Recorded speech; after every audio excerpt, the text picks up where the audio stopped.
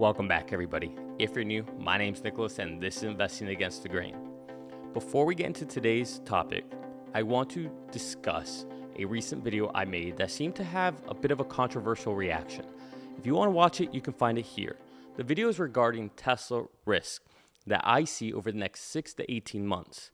Now, look, a lot of you had a lot of great positive comments, and I salute all of you who are willing to watch this and digest it and understand it as these are potential key risks that we currently have over the next 6 to 18 months, right? A lot of you left comments saying this was a hard one to watch, but thank you for making it. Other people said this must have been difficult for you to make, but I appreciate it. Other people said it's nice to have somebody who isn't always just thinking about only the upside, but is kind of bringing some rationale and bringing pragmatism back to the conversation. And so that was the goal of that video. It wasn't to make people think I'm Tesla Q, which apparently I am now the biggest Tesla naysayer. Apparently, I just make clickbait videos now to spread FUD and fear regarding Tesla, which is wild. Anybody who truly thinks that has not watched a single episode of mine. Even in that video, I highlighted all of the potential bright sides and how things could be more optimistic with all those risks. So the reason I bring this up, it's not to defend myself or to talk about what I will or what I won't do in the future. At the end of the day, I'm going to make the content I want to make and the things that are on my mind. This is all stream of consciousness. And hopefully we can go along this ride together. But what scared me was the amount of negative comments I saw, because to me that says there's a lot of people who only want to hear to one potential outcome for Tesla. And if that's your view on Tesla, what's your view on any other investments you ever make in your life? Look, you should always take a look at all of the potentialities of an outcome. And once you've done that, that's when you weigh what do you think is more probable to happen. All right. In my opinion, I believe that Tesla will be a $10+ trillion company in the next decade. I truly do. But I do understand that in this period of time, there will be fluctuations, and those are things I want to be aware of because I always want to know where my current investment stands. To me, that's proper due diligence, and that's proper investing. To wrap up this point, if you've ever heard of Alex Honnold, he's a rock climber that will scale these rocks, these mountains, rocks. He'll do these rock climbing without any type of gear. It's free soloing, right? So there's no rope, there's nothing, right? He just goes solo, just raw. My company asked him to come in to do a talk to a lot of us.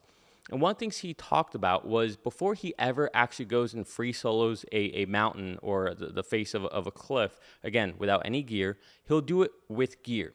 He climbs the face of that mountain or that rock so that he can understand where it is, foot placement, all that, right? Proper planning prevents piss poor performance. Now, while he does this, he constantly thinks about the worst possible outcomes as he's doing it. He envisions himself falling off and how injuries could happen along the way. Now, you might think that, oh, well, he's just scaring himself out, or he's just trying to freak himself out, or, oh, that's a bad idea.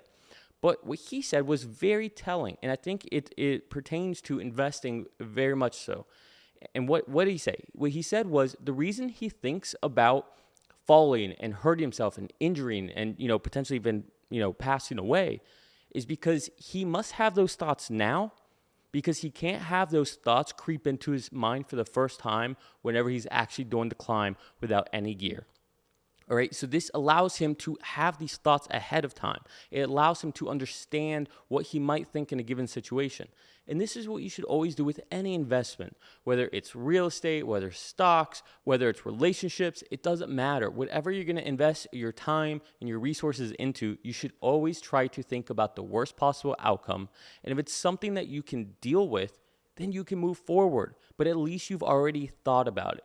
And right now with Tesla, we do have some very obvious risks. Now, for me as an investor, it's something I can deal with. Hence why I continue to move forward and I continue to hold for the long term. But don't dismiss this. For a lot of you who decided to leave some rather negative comments in that last video, listen, I urge you, from a very humble perspective, don't dismiss these things. Okay, because if you do this, it's going to carry into other things you do, and I'm telling you, that's how you make mistakes. All right, with that said, let me get off of my soapbox because, the whole point of today's episode is to kind of shine a light on my city where I live right now, what I think is the greatest secret in all of the Southeast United States. The city I live in, St. Petersburg, Florida. All right, a lot of you guys know I live in Florida, and where I live is in downtown St. Petersburg. In my opinion, it's one of the greatest cities I've ever lived in. A lot of people call it the next Austin or the Austin of Florida. Some people call it the San Diego of Florida. Other people call it Charleston of Florida. The point is, it's an amazing city with a lot of good people, great energy, extremely walkable, and it's just a great place to be in. In fact, if you've ever heard of a little company called Ark Invest, ever heard of Cathy Woods? She liked it so much that they relocated Ark Invest to downtown St. Petersburg. And now, what's even more exciting is take a look at this. So here we have an article from St. Pete Rising. This is actually a website that's owned by a friend of mine, Brian. He happens to be one of my neighbors, actually. So the whole point of this entire website is to track all the development going on in downtown St. Petersburg, or just St. Petersburg in general. So feel free to browse around the website if you want. But the main point was this article here. Tesla proposes a 100,000 square foot facility in St. Pete. If you scroll down here, you can see where the location is. You can see the size of it. The kind of highlights of the notes are, according to the plan submitted by Pinellas County, Tesla will renovate a former Cain's Furniture building with a 3,000 square foot showroom fronting 34th Street, a 35,000 to 45,000 square foot service center dedicated to maintenance and repair, an 8,000 to 10,000 square foot parts department, and a 50,000 square foot vehicle storage facility. The property resides in, okay, that doesn't matter, but here you can kind of see the location of it. If we scroll down, you can see here people talking about what this could mean, right, as far as sparking more development. They talk about it here. And if you come down here, you can see a mention of Amazon's also doing something nearby. Scrolling down more, you can kind of see what the size is and what the potential is. And if I come down here, a nice note, Tesla Motors brings cutting-edge, forward-thinking, innovative, and sustainable concept to the Lellman area with planned work to improve the overall structural conditions and appearance of the property, which will greatly benefit the community. So I'm very excited about this. This is great for where I live, for the city I live in. And the beautiful thing is this road it's on, again, I understand, this is so out of context for many of you because you don't live here, but it's almost like Tesla just showed up and decided to, rip off the sleeves of their shirts and start flexing. This happens to be a road where we have all kinds of car dealership, mainly companies like Ford and GM and Volkswagen and Mercedes and BMW and Lexus. I mean, this road has literally like every car company just on this strip. And so then here comes Tesla, and it's going to be so much fun to see what happens with this and how this impacts things. But the bigger point here is that Tesla is expanding, and this is great news. And again, I just want to shine a light on my city. I love this place. It's one of the fastest growing cities in all of Florida, if not the fastest growing, maybe even faster than Miami. Don't quote me on that. But a lot of people are coming here. Amazon, Tesla is expanding here. Tesla already has a presence in Tampa. Tom Brady came down here. Gronkowski came down here. I mean, that's got to say something, right? So much so that Tom Brady retired, decided he liked it too much, so he's going to come back for another year. So, good life here. Great time to be a Tampa Bay Buccaneer fan. Great time to be a Tampa Bay Lightning fan, especially if you like hockey, two-time NHL championship. Come on. What more can you ask for? All right, so I'm done selling the city to all of you, but just very excited about this. I think this is big news. I'm very happy what Tesla's doing here. Now, let's take it back to the stock price. So, again, we had a rough day today, and I think there's many factors that go into that. The biggest factor is what's happening right now with the Fed. All right, the Fed is almost, in my opinion, kind of committing highway robbery. All right, what they're doing is they're letting the stock market rally, and then once it rallies enough, they're coming out, they're making statements to bring it right back down, right? And it's just this seesaw that they're doing, and at this point is pretty transparent.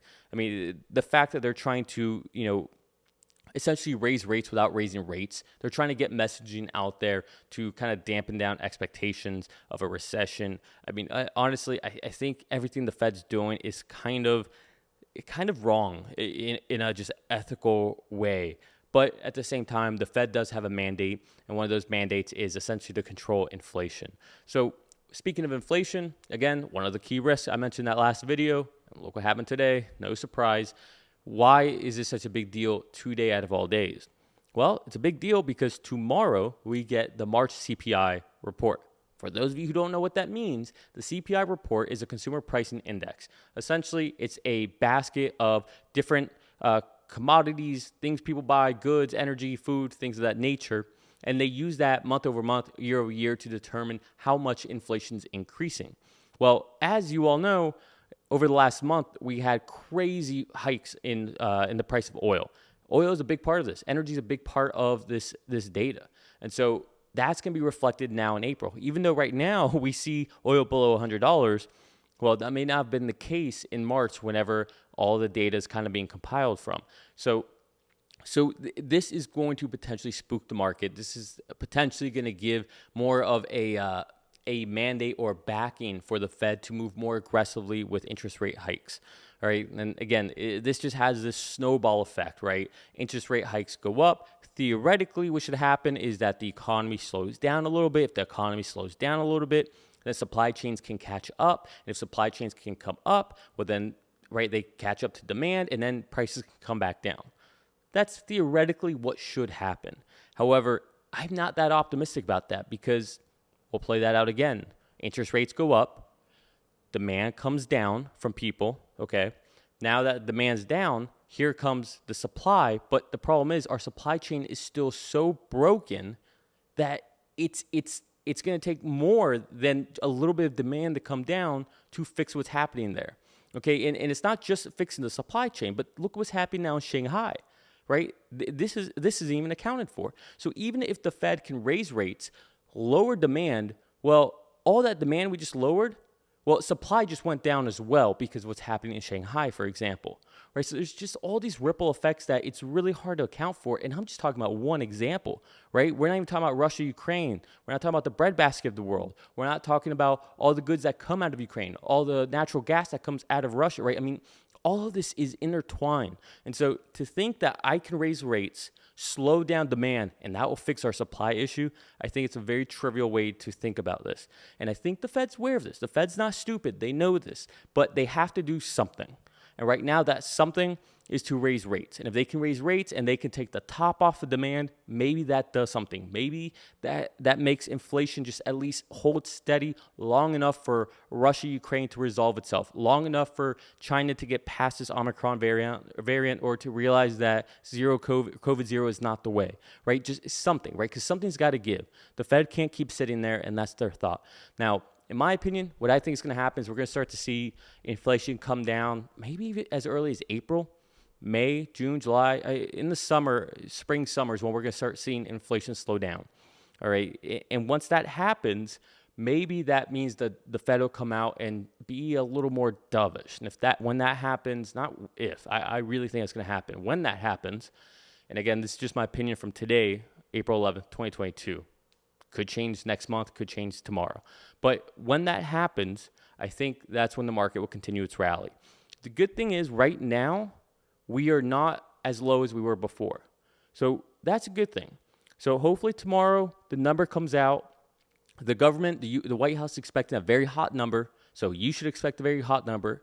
But I'm optimistic. I mean, what can I say? Even though I get called Tesla Q apparently for one little video talking about key risk, I'm optimistic. I think inflation will be either at the expectation or, call me crazy, maybe even a little under. All right, maybe this prediction I'm having should really be applied for next month, but I'm definitely starting to see people out there start to, shrink it in a little bit. All right, everybody's worried about inflation right now. Everybody's feeling it. Even if the news, everyone says, oh, consumers have lots of price buying power and all that. Look, I make a decent salary. I'm technically financially independent. My fiance, she makes a great salary as well. I mean, we're in a very good place. And we are starting to tighten our budgets, all right? Even we are sitting there looking at prices and saying, no, that's ridiculous. I'd rather not buy it than pay for that. So, if people with, higher income levels are saying that, imagine people who aren't as fortunate, right? And this has the ripple effect, all right? We can all know what's going to happen way in advance before the Fed sees anything because we're in touch with reality, with what's happening in the everyday world. We talk to the people. We're not insulated in this bubble of government, all right? So that is your biggest tool when it comes to investing. Never forget that. All right. We walk by a Starbucks, see how crowded it is. We walk by a Tesla showroom, see how crowded it is. Walk by an Apple store. It doesn't take a rocket scientist to figure this out. Look around. How many Teslas do you see now? These things aren't very, very difficult to predict. And that is the advantage the consumer will always have, the retail investor will always have. So don't ever forget that. All right. Enough of my spiel. I hope you guys took this video for what it was, just me trying to maybe explain a little more behind the rationale and the thoughts I have for when I make these videos. A lot of these videos, the inspirations on what am I thinking for that day? What did I read? Was there something that captured my interest that I thought would be very valuable to give my perspective? All right, so hopefully you guys understand that. Again, this is all stream of consciousness. It can change every single day. Now, although today was not the best day, let's be optimistic for tomorrow. And if tomorrow comes out worse than we thought, well, let's just hope that the stock can hold up as much as possible. Let's hope that the Fed doesn't overreact. And again, all we can do is hope for the best. All right, to do anything else is just to choose to be angry and upset. And I refuse to do that. I would rather be optimistic and try to find the bright side of things and the silver lining, and encourage you to do the same.